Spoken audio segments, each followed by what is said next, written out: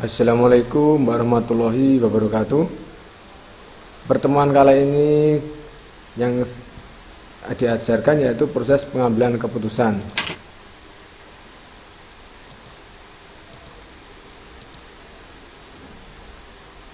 Pengambilan keputusan. Apa itu pengambilan keputusan? Ayo. Ayo apa kira-kira? Ada yang masih ingat? Itu pelajaran kemarin. Ya. Coba-coba kita lihat dulu slide-nya. Nah, pengambilan keputusan yaitu memilih alternatif terbaik dari dua atau lebih solusi. Kan begitu kemarin tuh. Di slide-slide terakhir ya. Nah, begitu jangan dilupakan. Kalau saya boleh lupa di apa-apa, sudah tua ya, kalian masih muda, ingatannya lebih bagus.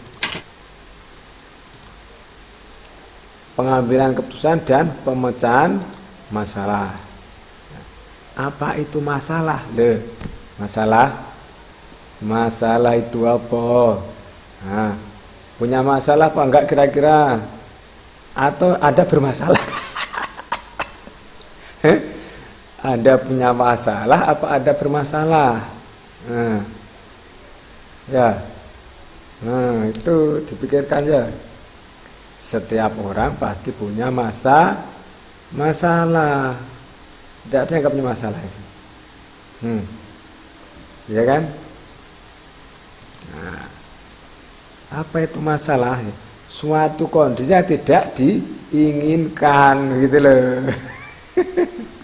Berarti kalau ada gersuloh itu ya masalah ya, atau mengeluh, nah itu masalah. Perbedaan antara hasil yang diingat dan kenyataan. Jadi antara apa itu ya yang sering muncul di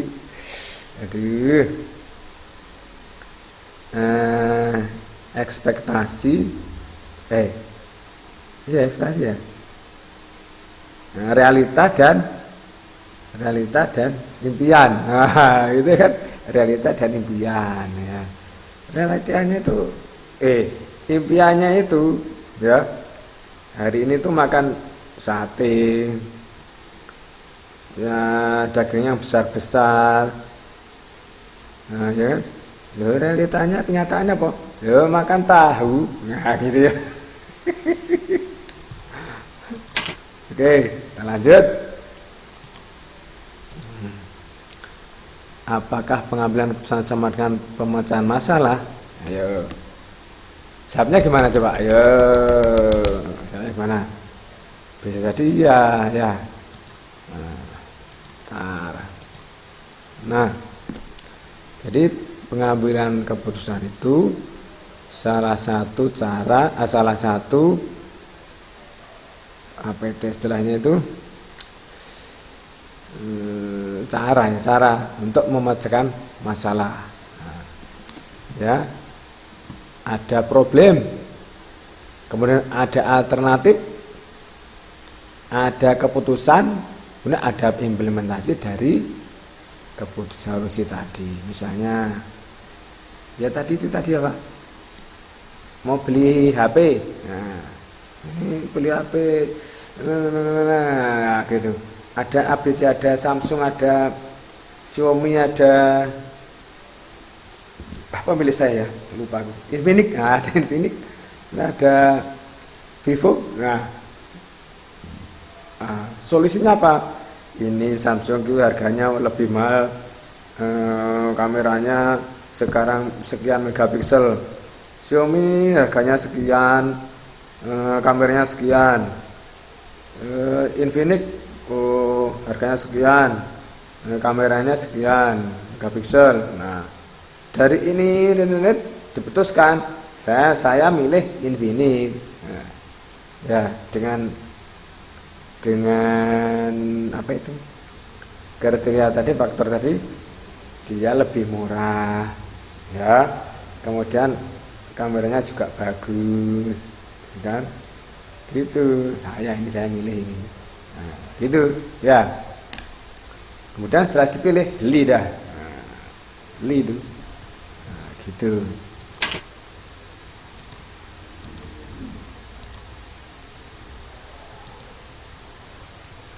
kapan masalah terjadi? Nah, masalah terjadi jika sebuah sistem satu tidak memenuhi tujuan yang telah ditetapkan. Nah, hasil tidak sesuai dengan yang telah diperkirakan atau diprediksi, tidak bekerja seperti yang direncanakan.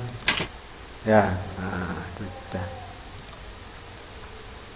Bahkan pengambil keputusan. Nah, ini ya. Oke ya. Ini gambarnya. Jadi fase intelijensi, sasaran, organisasi, prosedur, pemindaian dan penelitian, pengumpulan data, identifikasi masalah, kepemilikan masalah, klasifikasi masalah, pernyataan masalah. Nah, ini pernyataan masalah ya. Kemudian fase desain, formulasi sebuah model, menentukan kriteria untuk dipilih, mencari alternatif, memprediksi dan mengukur hasil akhir. Kemudian dari menghasilkan alternatif ya, solusi untuk model, analisis sensitivitas, memilih alternatif terbaik, rencana implementasi. Nah, dari ini ya, kemudian muncul solusi, implementasi solusi. Ini kalau berhasil. Bisa juga ini gagal. Kalau kembalinya kemana? Bisa saja kembali ke intelijensi tadi, dari saya tadi, atau bisa juga ke pilihan. Mungkin pilihannya salah tadi ya. Nah, ini dari pasien itu ada realitasnya, implikasinya, asumsinya, gitu kan? Kalau gini itu nanti gini. Kalau gini nanti gini. Asumsi pakai perkiraan gitu ya.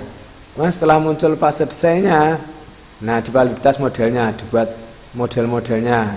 Kemudian setelah waktu muncul pilihan, sudah pilihannya dipilih, diverifikasi, menguji solusinya diusulkan ya, diuji dulu kayak apa sih ini, sudah pesan begini bagaimana gitu. Ya, gitu.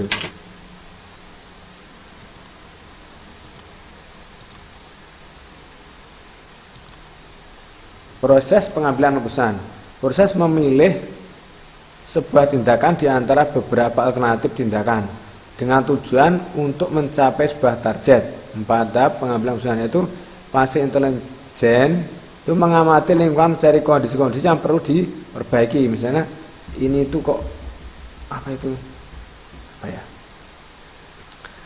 produksinya itu kenapa kok tidak bisa banyak, kenapa gitu, kenapa produksinya tidak banyak itu kenapa, misalnya begitu.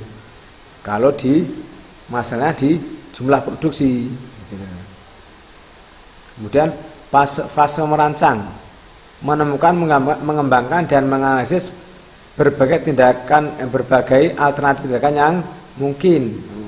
Mungkin kalau produksinya tidak banyak ini kenapa? Misalnya,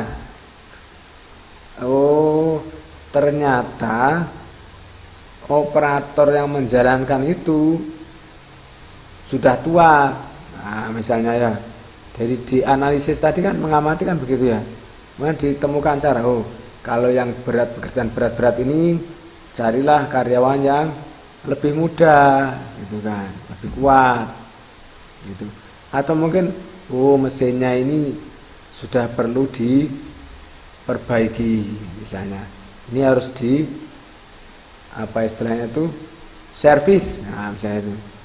Kemudian fase memilih satu rangkaian tindakan tertentu dari beberapa tersedia. Misalnya tadi tindakannya misalnya ganti karyawan, servis mesin, terus apalagi gitu ya. Nah dari sini nanti dipilih, milih aja misalnya yang kalau dilihat-lihat ini mesinnya sudah 10 tahun, nah mesinnya mungkin yang diganti gitu ya. Kalau sudah diganti, fase nanti ya tuh diganti, tinggal monitor, memonitor dan mereview pilihan yang diambil. Ternyata dengan diganti mesinnya atau diservis, kecepatan mesinnya lebih bagus. Nah, misalnya, produksinya meningkat, nah, gitu ya. Itu salah satu alternatif. Bisa aja, sudah diperbaiki kok tetap, nah, berarti pilihannya salah, ya kan?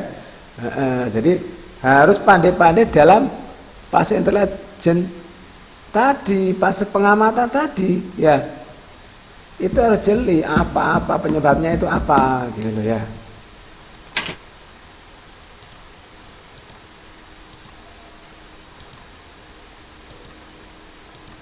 Nah, fase intelijen yaitu identifikasi masalah, klasifikasi, penguraian masalah, dan kepemilikan masalah. Nah, identifikasi masalah dimulai dengan identifikasi terhadap tujuan dan sasaran organisasional yang berkaitan dengan isu yang diperhatikan.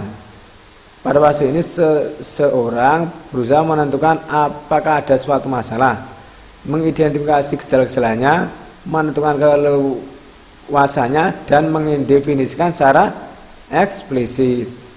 Bedakan antara masalah dengan gejala dari suatu masalah.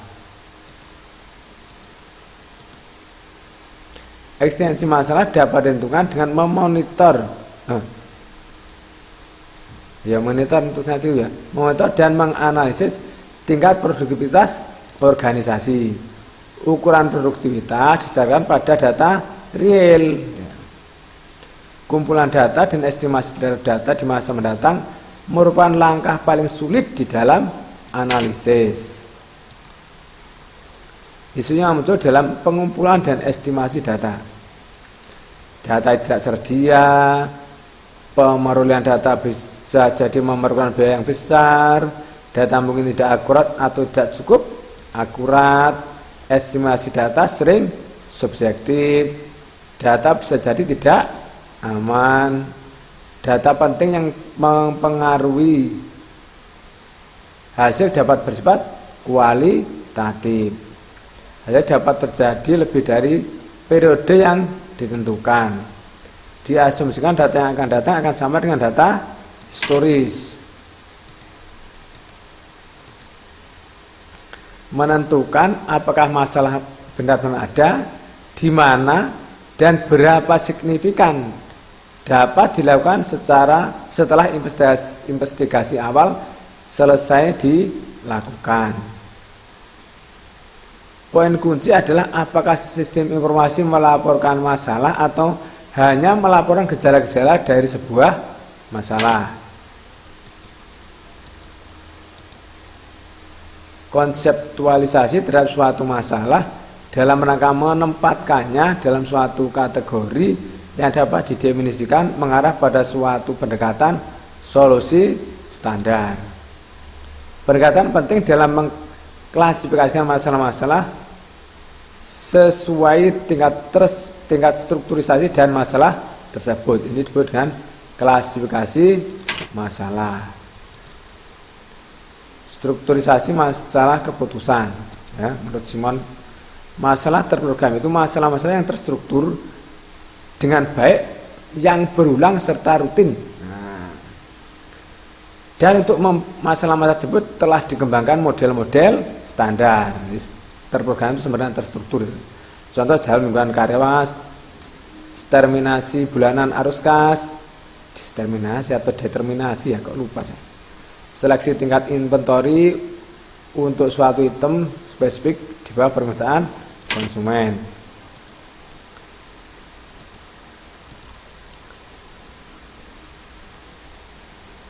Masalah tidak terutama masalah tidak terstruktur yang belum dikenal sebelumnya dan tidak terjadi lagi.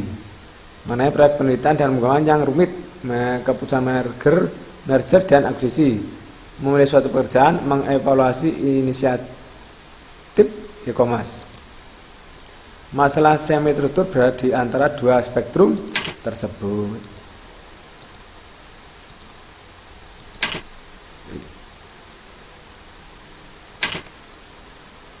Masalah dapat menjadi tidak struktur ketika pengetahuan atau informasi yang tersedia sangat minim atau tidak ada. Mengembangkan pengetahuan mengenai suatu masalah dapat menambah struktur pada masalah tidak struktur atau semi terstruktur. Kepemilikan masalah. Ketika kepemilikan masalah tidak ditentukan, maka seseorang tidak melakukan tugasnya atau masalah akan diidentifikasi sebagai masalah orang lain. Oleh karena itu penting bagi seorang untuk secara sukarela memiliki atau menugaskan kepada orang lain. Fase intelijensi berakhir dengan pernyataan masalah secara formal. Penguraian atau dekomposisi masalah. Masalah yang kompleks dapat dibagi menjadi banyak sub masalah. Memecahkan sub masalah yang lebih sederhana dapat membantu memecahkan masalah yang kompleks. Dekomposisi memfasilitasi komunikasi di antara para pengambil keputusan. Menentukan kepemilikan masalah merupakan hal penting pada fase intelijensi. Sebuah masalah ada dalam sebuah organisasi hanya jika seorang atau beberapa kelompok mengambil tanggung jawab untuk mengatasinya dan jika organisasi memiliki kemampuan untuk memecahkannya. Fase desain meliputi penentuan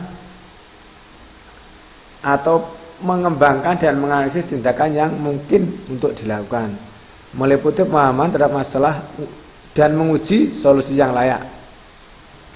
Sebuah model pengambil keputusan dikonstruksi, dites dan divalidasi. Pemodelan meliputi konseptualisasi masalah dan mengabstraksikan masalah ke dalam bentuk kuantitatif dan atau kualitatif. Untuk sebuah model matematika, variabel-variabel diidentifikasi dan kemudian ditentukan hubungan di antara variabel tersebut. Model yang sederhana mengarah pada biaya pengembangan yang lebih rendah, manipulasi yang lebih mudah, dan solusi yang lebih cepat tetapi tidak akurat. Model yang lebih sederhana biasanya memerlukan lebih sedikit data atau data yang diagregasikan lebih mudah didapatkan. Model memiliki variabel yang menggambarkan alternatif yang harus dipilih oleh seorang manajer. Contoh bagaimana beriklan pada waktu khusus, server mana yang akan dibeli atau disewa. Sekumpulan variabel hasil seperti laba, pendapatan atau penjualan menggambarkan tujuan atau sasaran dari masalah pengambilan keputusan. Variabel atau parameter yang tidak dapat dikontrol seperti kondisi krisis ekonomi menggambarkan lingkungannya. Modelan meliputi penentuan matematis harus simbolis hubungan antara berbagai variabel. Memilih sebuah prinsip pilihan. Prinsip pilihan adalah semua buah kriteria yang menggambarkan acceptable dari sebuah solusi. Kemampuan yang untuk dapat diterima. Pada sebuah model prinsip tersebut adalah sebuah variabel hasil. Memilih sebuah pilihan melibatkan bagaimana membangun sasaran pengambilan keputusan dan bagaimana sasaran tersebut ditetapkan dalam model. Beri pilihan normatif dan deskriptif. Model normatif yaitu model di mana alternatif yang dipilih merupakan alternatif terbaik dari semua alternatif yang mungkin. Nah, untuk menemukan alternatif terbaik harus diuji semua alternatif dan membuktikan bahwa alternatif terpilih benar-benar yang terbaik. Disebut juga optimalisasi. Nah, begitu. Kemudian optimalisasi dapat dicapai dalam salah satu dari ketiga cara berikut. Dapatkan tingkat terbaik dari pencapaian tujuan dari sekumpulan sumber daya yang ditentukan. Contoh, alternatif mana yang akan memberikan laba maksimal dari investasi senilai 10 juta dolar misalnya. Temukan alternatif dengan rasio tertinggi dari pencapaian tujuan dengan biaya atau maksimalkan produktivitas laba per dolar yang diinvestasikan. Temukan alternatif dengan biaya paling rendah yang akan memenuhi tingkat yang dapat diterima. Contohnya memilih perangkat keras untuk internet dengan bandwidth minimum dengan biaya paling sedikit. Model deskriptif yaitu menggambarkan berbagai sebagaimana adanya atau bagaimana hal-hal tersebut diyakini.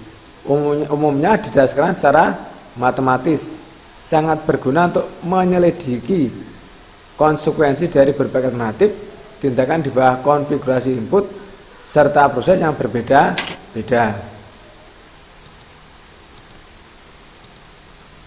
Analis deskriptif memeriksa performa sistem untuk sekumpulan alternatif yang telah ditentukan ketimbang untuk semua alternatif. Tidak ada jaminan sebuah alternatif yang dipilih adalah alternatif yang teroptimal. Dalam banyak kasus hanya memuaskan. Metode pemilihan deskriptif paling umum adalah simulasi.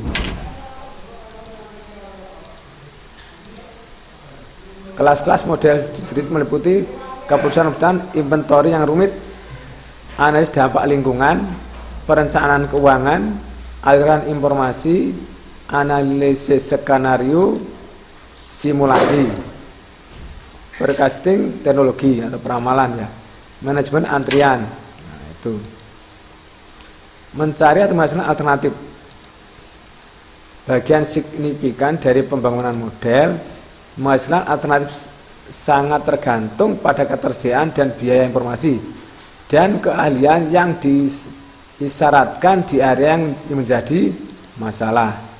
Pencarian terhadap alternatif terjadi setelah menentukan kriteria untuk mengevaluasi alternatif. Mengukur hasil akhir. Nilai dari sebuah alternatif dievaluasi dalam hal pencapaian tujuan. Contoh, laba adalah suatu hasil akhir. Maksimalisasi laba adalah suatu tujuan. Dan keduanya dinyatakan dalam terminologi dolar.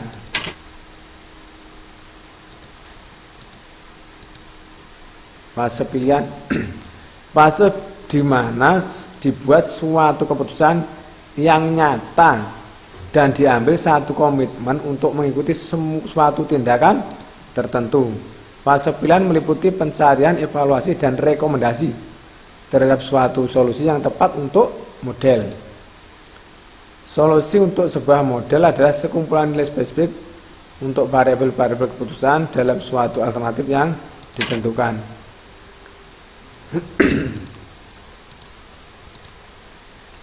Pendekatan pencarian melibatkan teknik analitik, memecahkan suatu formula ya, algoritma, prosedur, langkah-langkah, dan heuristik pencarian terbimbing.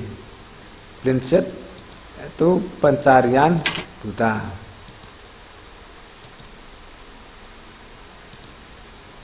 Masing-masing alternatif harus dievaluasi. Jika memiliki banyak tujuan, maka semua tujuan harus diuji dan seimbang satu dengan lainnya. Analisis sensitivitas digunakan untuk menentukan ketangguhan sembarang alternatif yang diberikan. Analisis bagaimana jika digunakan untuk menyelidiki perubahan utama dalam parameter.